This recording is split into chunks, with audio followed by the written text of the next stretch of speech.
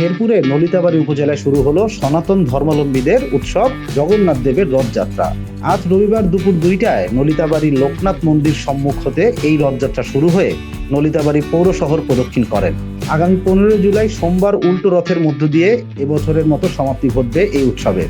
সনাতন রীতি অনুযায়ী প্রতি বছর চন্দ্র আষাঢ়ের শুক্লপক্ষের দ্বিতীয়া তিথিতে শুরু হয় জগন্নাথ দেবের এই রথযাত্রাটি। বর্ণাঢ্য শোভাযাত্রা সহ নানা ধর্মীয় অনুষ্ঠানমালার মাধ্যমে আনন্দমুখর পরিবেশে 9 দিন ব্যাপী শ্রী শ্রী জগন্নাথ দেবের রথযাত্রা মহোৎসব চলমান থাকে। সনাতন ধর্মাবলম্বীদের বিশ্বাস, জগন্নাথ দেব হলেন জগতের নাথ বা অধীশ্বর।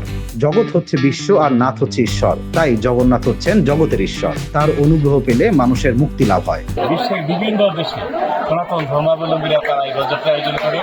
আজকে বাংলাদেশে আমাদের ঢাকাতেও হচ্ছে, ধামরাইয়া হচ্ছে কেন্দ্রীয়ভাবে, এবং আমরা নলিতাবাড়ীতেও তার অংশ হিসেবে আমাদের বাংলাদেশ প্রযোজক পরিষদ, আমাদের হিন্দু যুবৈক্য পরিষদ, যুবদী কমিটি সম্মিলিতভাবে আমাদের ভক্তবৃন্দ হিন্দু সম্প্রদায় নলিতাবাড়ী সমবেতভাবে আজকে এখানে রথযাত্রা অনুষ্ঠিত হলো। সারা পৃথিবীতেই সনাতন ধর্মীয় একই দিন আজকে আমাদের এই রথযাত্রা অনুষ্ঠান। ওই উপলক্ষে আমাদের গোপালপুর মন্দিরেও আমাদের গোপালপুর মন্দিরে রথযাত্রা অনুষ্ঠান হলো।